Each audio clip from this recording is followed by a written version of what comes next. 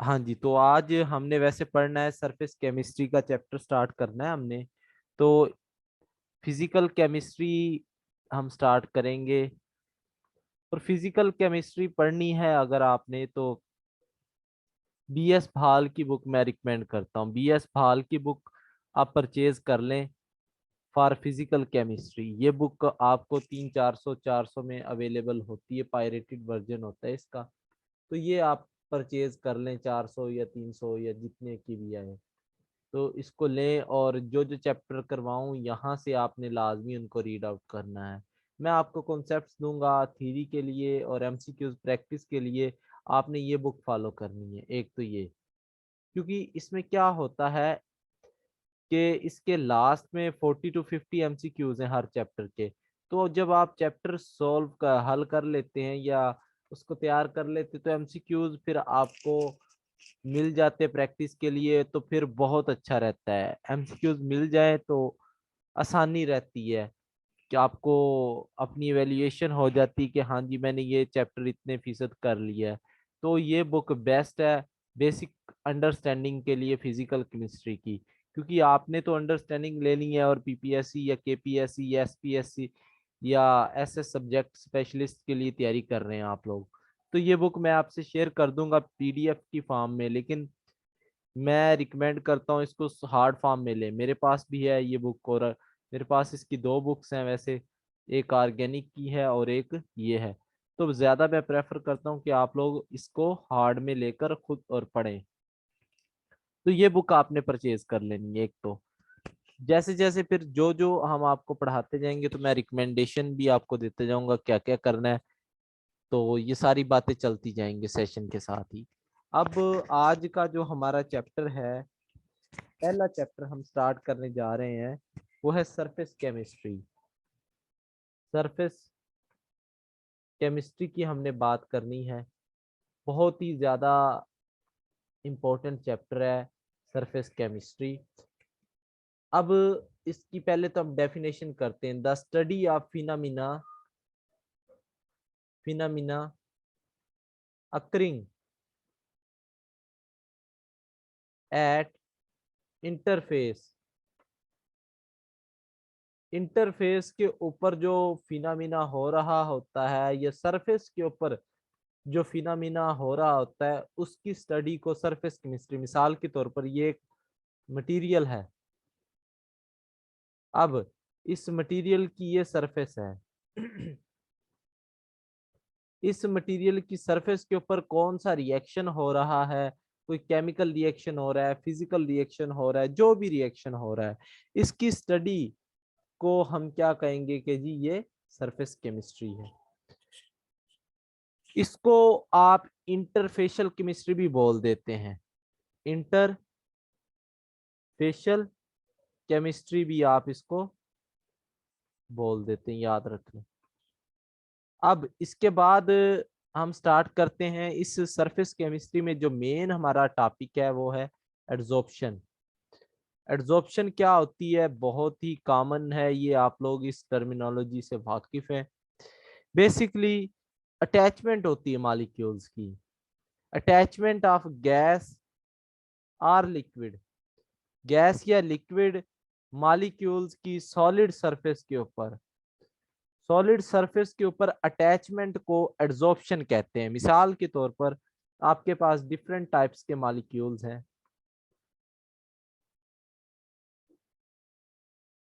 मैं आपको बताने की कोशिश करता हूं। यहाँ पर ये एक स्ट्रक्चर है, लेट्स सपोज।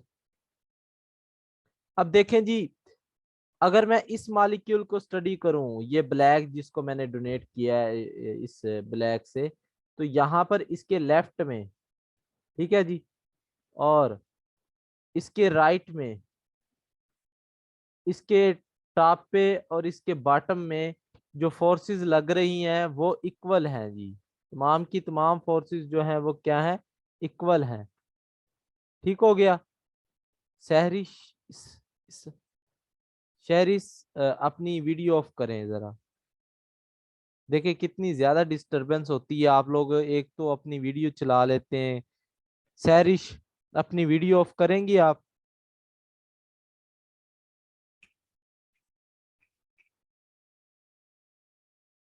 सहरिश, असलम। देखें इनको मैंने दूसरी तीसरी मर्तबा कह दी है। मेरे ख्याल में ये लोग ज्वाइन करके फिर साइड पे रख देते मोबाइल। तो कोशिश किया करें कि अपनी जूम, बेटा आप लोगों के पास यूट्यूब है, उधर से देखें। आपको इजीली इसके ऊपर लेक्चर मिल जाएगा कि जूम मीटिंग किस तरह से, आप लोग इतने तो माशाल्लाह से पढ़े लिखे हैं सारे। तो कोशिश किया करें माइक किस तरह से परमानेंटली ऑफ करना है, जूम पे मीटिंग कैसे ज्वाइन करनी है। तो ये सारी बातें आपको अवेलेबल हैं। फिर भी कोई बंदा ये कहे कि सर नहीं, तो ये आपका फॉल्ट है ना, आप यूट्यूब भरी पड़ी है। तो इसको देखें। हाँ जी। तो देखिए सहरिश, अपनी वीडियो ऑफ करेंगी आप? सहरिश, ये मैंने इसकी इनकी वीडियो ऑफ करने की कोशिश की है और ये तीसरी चौथी मर्तबा ये मैंने ट्राई की है। यूजुअली तो मैं खुद ऑफ कर देता हूँ, लेकिन पता नहीं क्या है, स्टूडेंट उधर से ऑफ और दोबारा ऑन कर लेते हैं। तो हम बात कर रहे थे, अगर मैं इस मॉलिक्यूल की स्टडी करूं तो ये इसके लेफ्ट पे, राइट पे, और लेफ्ट, ये लेफ्ट है ये राइट है, और इसके टॉप और इसके बॉटम पे जितनी भी फोर्सेस लग रही हैं वो सारी इक्वल हैं, और उनका सम क्या है, जीरो है। एक दूसरे को कैंसल आउट कर रही हैं वो फोर्सेस जो हैं। देखिए ये इधर को जा रही है तो इसके ये अगेंस्ट जा रही है, ऊपर को जा रही है तो ये नीचे को जा रही है, ठीक है जी। तो ये सारी फोर्सेस, इसको बल्क के अंदर दो चीजें हमारे पास, ये ऊपर वाली जो है ये सरफेस है, और ये अंदर वाला जो हिस्सा है वो बल्क कहलाता है। और बल्क के अंदर जो मॉलिक्यूल होते हैं उनके ऊपर जितनी भी फोर्सेस लगती हैं वो जीरो होती हैं, याद रख लें। बल्क के मॉलिक्यूल्स के ऊपर लगने वाली फोर्स क्या होती है, जीरो होती है। जबकि अगर हम सरफेस के मॉलिक्यूल की स्टडी करें तो आप इस मॉलिक्यूल को उठा लें। अब देखें इस मॉलिक्यूल को इधर कोई फोर्स लग रही है और इधर को लग रही है, ये एक दूसरे को कैंसल आउट कर रहे हैं, ये इसको और ये इसको। अब इस मॉलिक्यूल को नीचे एक फोर्स लग रही है, ऊपर तो कोई मॉलिक्यूल ही नहीं है, सरफेस के ऊपर तो कोई डेफिनेटली मॉलिक्यूल नहीं है। तो जो सरफेस के मॉलिक्यूल होते हैं उनको जस्ट डाउनवर्ड फोर्स लग रही होती है, और ये जो डाउनवर्ड फोर्स होती है इसकी वजह से सरफेस के ऊपर आप कह सकते हैं एक स्ट्रेचिंग आ जाती है, स्ट्रेचिंग, जिसे आप सरफेस टेंशन भी बोलते हैं। स्ट्रेच हो जाती है सरफेस जो होती है, ठीक है। तो यहाँ पर एक बात काबिले गौर है कि जो ये मॉलिक्यूल है फिर ये ऊपर फोर्स लगाता है, ये क्या लगाता है, ऊपर वाले मॉलिक्यूल को अपनी तरफ खींचता है।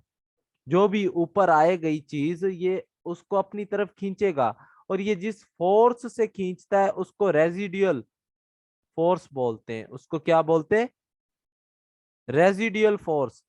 The molecule present at surface apply a force upward is known as residual force. जो वो फोर्स अपवर्ड अप्लाई करता है उसको रेजिडियल फोर्स कहते हैं, ठीक हो गया जी।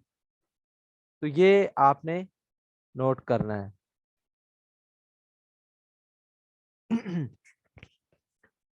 इसके बाद हम बात करते हैं एड्सोर्बेट की। देखिए एड्सोर्बेट वो चीज होती है जो सरफेस के ऊपर आकर डिपॉजिट करती है। लेट्स सपोज कोई भी सब्सटेंस है एक्स, ये इसकी सरफेस के ऊपर आकर डिपॉजिट कर गई, तो जो सब्सटेंस सरफेस के ऊपर आकर एड्सॉर्ब करती है या डिपॉजिट करती है उसको आप एड्सॉर्बेट बोलते हैं। और ये आपके पास कोई भी सब्सटेंस हो सकती है, ठीक हो गया जी। इसके बाद हमारे पास आ जाता है एड्सॉर्बेंट। ये पीपीएससी केमिस्ट्री 2022 में ये क्वेश्चन एड्सॉर्बेंट का पूछा गया था। एड्सॉर्बेंट वो सरफेस होती है जिसके ऊपर मॉलिक्यूल आकर लगते हैं। ये जो सरफेस है आपकी, ये इसके ऊपर ये जो मॉलिक्यूल लगते हैं आकर, इस सरफेस का नाम होता है एड्सॉर्बेंट। तो जो एड्सॉर्बेंट है ये एक्चुअल में सरफेस का नाम है, और जो एड्सॉर्बेट है ये मॉलिक्यूल्स का नाम है जो इसके ऊपर आकर अटैच होते हैं।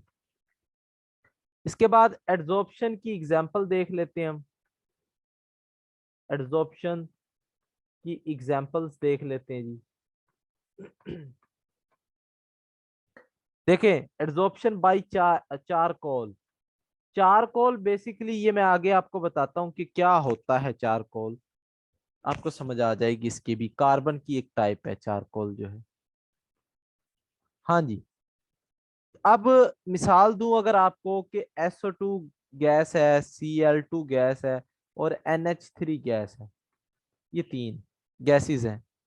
अब जब इनको पाउडर चारकोल के साथ ट्रीट किया जाता है, लेट्स सपोज ये कंटेनर में प्रेजेंट थी, इनके ये मॉलिक्यूल दूर दूर फैल रहे थे, ये दूर दूर इनके मॉलिक्यूल एक दूसरे से थे। लेकिन जैसे ही आप पाउडर चारकोल रखते नीचे, लेट्स सपोज ये पाउडर चारकोल रख दिया, क्या कर दिया जी, पाउडर चारकोल रख दिया, ये मॉलिक्यूल क्या करेंगे, इसके ऊपर आकर लग जाएंगे, एड्सॉर्ब हो जाएंगे, क्योंकि इनके पास कैपेसिटी होती है इनको एड्सॉर्ब करने की। चारकोल के पास कैपेसिटी होती है कि वो इनको एड्सॉर्ब कर ले। अब चूंकि जितने ज्यादा नंबर ऑफ मॉलिक्यूल्स ये आप कह सकते हैं डायरेक्टली प्रोपोर्शनल टू प्रेशर, यानी जितने मॉलिक्यूल होंगे उतना ही प्रेशर लगाएंगे। 5 मॉलिक्यूल है, 5 का प्रेशर लगाएंगे, 10 मॉलिक्यूल है तो 10 का लगाएंगे। जितने मॉलिक्यूल बढ़ते जाएंगे प्रेशर भी क्या होता जाएगा, बढ़ता जाएगा। ठीक हो गया।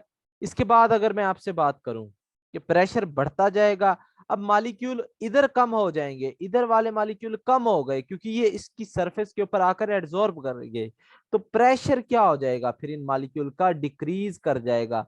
उससे हमें ये आइडिया हो जाएगा कि इन मॉलिक्यूल्स की एड्सॉर्प्शन हो गई है। तो ये एक एप्लीकेशन है। अब इसकी कॉमन एप्लीकेशन मैं आपको बताऊं, अगर बात औकात ऐसे होता है ना कि जहरीली गैस फैल जाती कमरे में, तो आप क्या करें, कोई ऐसा एड्सॉर्बेंट ला कर रख दे जो बहुत ज्यादा रिएक्टिव हो और जो इनके गैस के मॉलिक्यूल्स को अच्छे से एड्सॉर्ब कर ले, तो सारे गैस के मॉलिक्यूल उसकी सरफेस के ऊपर आकर एड्सॉर्ब हो जाएंगे। ठीक हो गया। तो ये बड़ी इंपॉर्टेंट एप्लीकेशन थी एड्सॉर्प्शन की। ठीक है। इसके बाद adsorption of a dye. Dye एक कलर्ड सब्सटेंस होती है बेसिकली, ये कलर्ड सब्सटेंस होती है, और इसमें डाई की एक अगर एग्जांपल है मिथाइलिन ब्लू, ये लेबोरेटरी में अवेलेबल होती है आमतौर पर, मिथाइलिन ब्लू ये एक डाई है। ठीक है। इसका जो कलर होता है ये ब्लू होता है। अब क्या होता है कि आप चारकोल यहाँ पे आपने ये रख दिया चारकोल, ठीक है, या ऐसे कर लेते कि चारकोल के साथ इसका सोल्यूशन बना दिया मिथाइलिन ब्लू का। मिथाइलिन ब्लू का आपने इसके साथ सोल्यूशन बना दिया। जब आप मिथाइलिन ब्लू को चारकोल के साथ ट्रीट करते हैं, शेक करते हैं, तो होता क्या है कि मिथाइलिन ब्लू का जो कलर होता है ब्लू से फेड होना शुरू हो जाता है। जैसे ही वो मध्यम होगा तो हमें पता चल जाएगा कि जो डाई थी आपकी मिथाइलिन ब्लू, उसकी एड्सॉर्प्शन स्टार्ट हो गई है। उसकी क्या हो गई है जी, एड्सॉर्प्शन स्टार्ट होगी। तो ये एक और एप्लीकेशन है एड्सॉर्प्शन की कि आप बाजुकात जो हार्मफुल डाइज होती हैं उनकी एड्सॉर्प्शन करवाने के लिए इसको इस्तेमाल कर सकते। ठीक है जी। फिर मिस्टी विंडोज, आपने देखा होगा अक्सर क्या होता है कि जो विंडो खिड़की होती है उसके जो साथ वाटर के मॉलिक्यूल जो होते हैं वो लगे होते हैं, उसके साथ क्या लगे होते हैं, वाटर के मॉलिक्यूल। सैरिश आपने ये तीसरी मर्तबा वीडियो ऑन कर ली है, मैं इसलिए आपको मीटिंग से रिमूव नहीं कर रहा कि आपका पहला दिन है और शायद आपको आइडिया नहीं है। ठीक है। कल से बेटा आप लोग प्रॉपर इसकी क्लास लें, जूम की यूट्यूब पे अवेलेबल है, और सैरिश अपनी वीडियो ऑफ करें।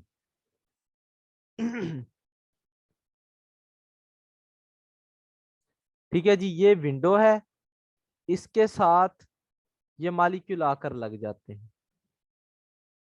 अब ये मॉलिक्यूल इसकी सतह के ऊपर जाकर एड्सॉर्ब कर गए हैं।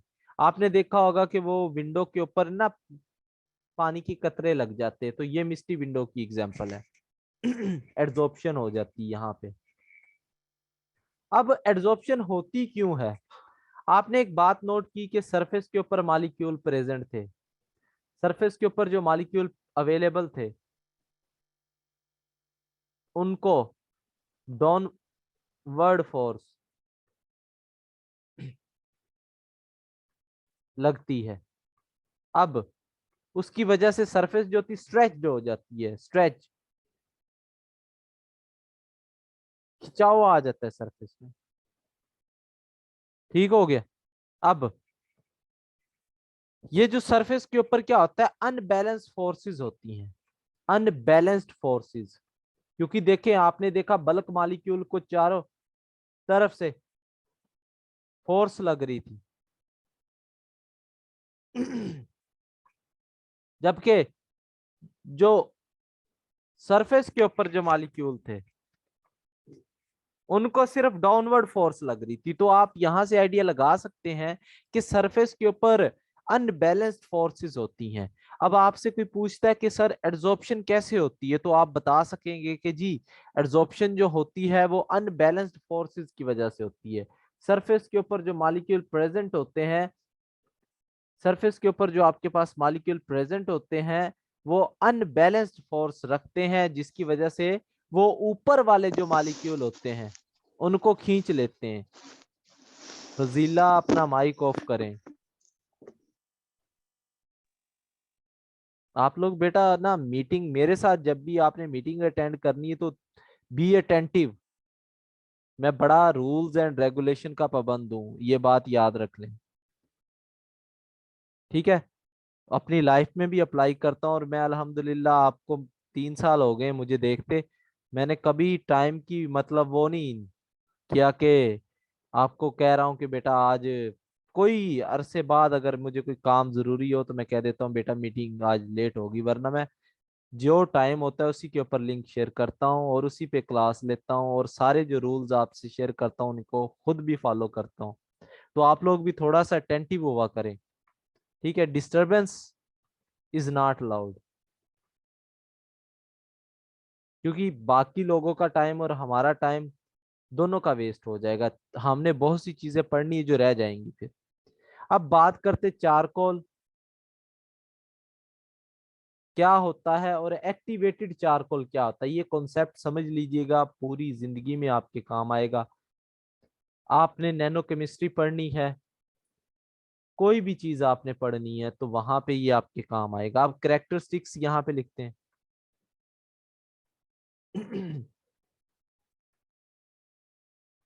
करेक्टरिस्टिक्स की बात करते हैं हम बात करते पहले नेचर की। तो नेचर की बात अगर हम करें तो ये कार्बन रेजिड्यू होते हैं, carbon residue of dehydrated burned organic compound, burned organic compound.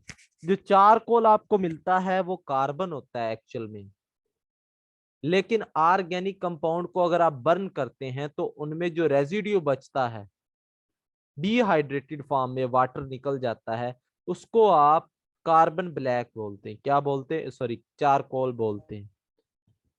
और एक्टिवेटेड चारकोल क्या होता है, एक्चुअल में ये भी सेम है, लेकिन इसमें टेम्परेचर कम होता है, इसमें थोड़ा सा टेम्परेचर हाई होता है।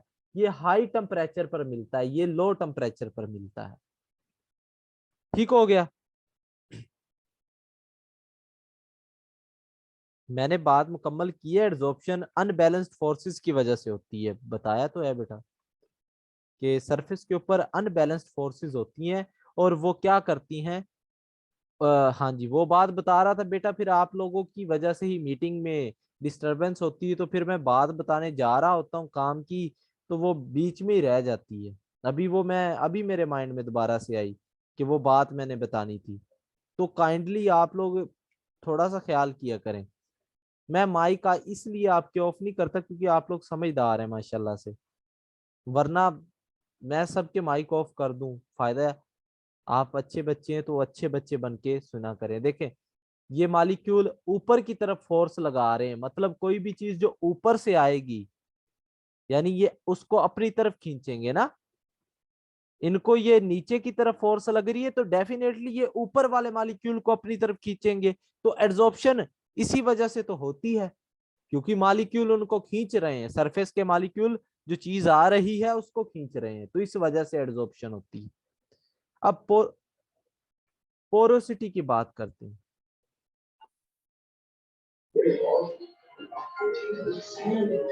पोरोसिटी की बात करते हैं।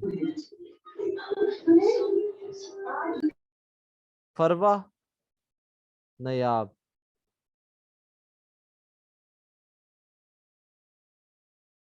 बेटा मीटिंग ज्वाइन किया करे तो अपना माइक ऑफ करा करें। Who is Farwa by the way? फरवा,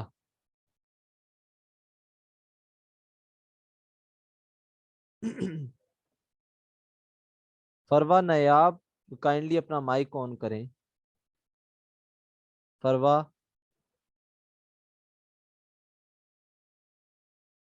देखें ये आप में से मुझे लगता है किसी ने लिंक भेजा है किसी ऐसे स्टूडेंट को जो रजिस्टर्ड नहीं है। फरवा वाज नॉट रजिस्टर्ड। तो मेरे पास आप सबके नाम है अल्हम्दुलिल्लाह और मुझे जुबानी याद है। ठीक है, तो याद रखें, मैंने आपसे ये पहले भी बात की, किसी से मीटिंग लिंक शेयर नहीं करना आपने, इखलाकी हक भी आपका बनता है। पोरोसिटी की बात करते हैं तो यहाँ पे मोर पोर्स, यहाँ पे मोर पोर्स होते हैं देन कार्बन। जो नॉर्मल कार्बन होता है उससे ये यहाँ पे ज्यादा होते हैं, और इवन मोर पोर्स, यहाँ पे इससे भी ज्यादा पोर्स होते हैं, मतलब इसकी एफिशिएंसी बहुत अच्छी होती है। इवन मोर पोर्स, यहाँ पे मजीद पोर बढ़ जाते हैं। ठीक है, और टेम्परेचर की बात करें अगर हम, तो यहाँ पे टेम्परेचर जो होता है ऑलवेज इन्वॉल्व हाई टेम्परेचर, यहाँ पे हाई टेम्परेचर होता है। और यहाँ पे अगर हम बात करें तो इन्वॉल्व हाई टेम्परेचर, यहाँ पे मोर हाई टेम्परेचर, मोर हाई टेम्परेचर, इससे भी ज्यादा हाई टेम्परेचर होता है। और अगर हम बात करते हैं एप्लीकेशन की, तो ये जो चारकोल होता है ये मेटलर्जी, मेटलर्जी, कुकिंग और फिल्टरिंग वगैरह में इस्तेमाल होता है। जो फिल्टर प्लांट लगे होते हैं ना, जो आप देख रहे होते हैं रेजिन्स वगैरह बने होते हैं, उनमें ये चारकोल इस्तेमाल हो रहा होता है। और ये जो सिस्टम आपके पास यूज होता है ये removal of medicine, medicine and toxic chemical को रिमूव करने के लिए इस्तेमाल होता है। अब बेटा इसमें मेन डिफरेंस क्या होता है मैं आपको बता देता हूँ, परेशान होने की जरूरत नहीं है। देखिए आपने ना चीनी और मिश्री, कभी आपने सुना है आप में से किसी ने मिश्री का, पता है आपको?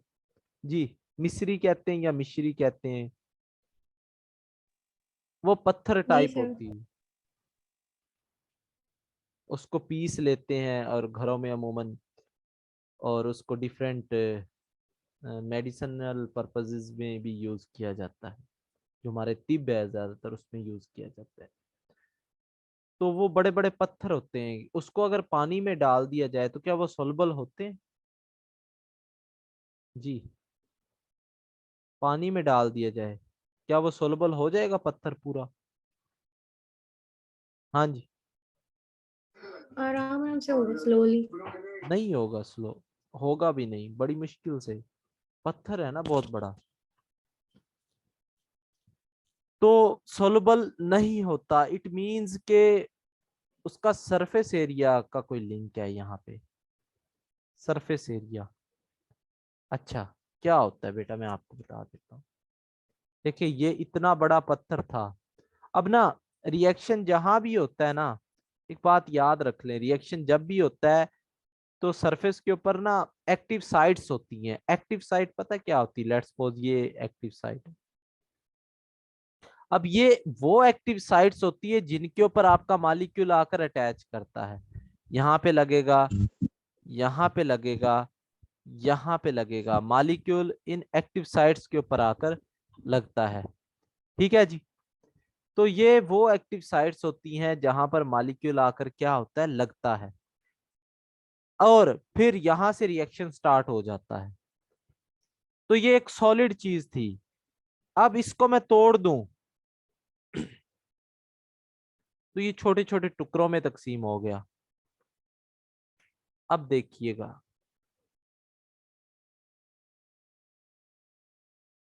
अब अब जो बात बताने जा रहा हूं बड़ी इंपॉर्टेंट है।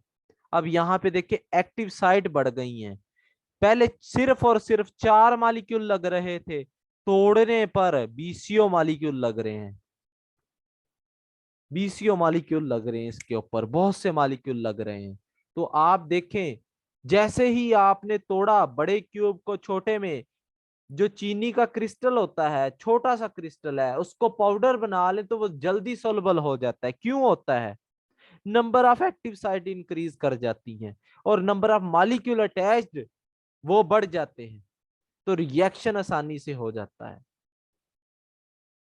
आई थिंक आपको बात समझ आ गई है कि सरफेस एरिया बढ़ जाता है और रिएक्शन का जो रेट होता है वो बढ़ जाता है। इसी तरह जो कार्बन होता है, जो आपके पास कार्बन होता है, तो उसमें क्या होता है? कार्बन में बेटा एक्टिव साइट्स इंक्रीज हो जाती है एक्टिवेटेड कार्बन में।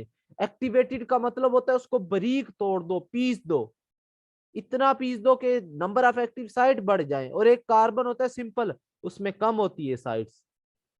तो जितनी ज्यादा साइट्स बढ़ती हैं रिएक्शन रेट उतना ही ज्यादा आपका इंक्रीज होता जाता है। तो ये कॉन्सेप्ट था चारकोल, एक्टिवेटेड कार्बन का और सरफेस एरिया का।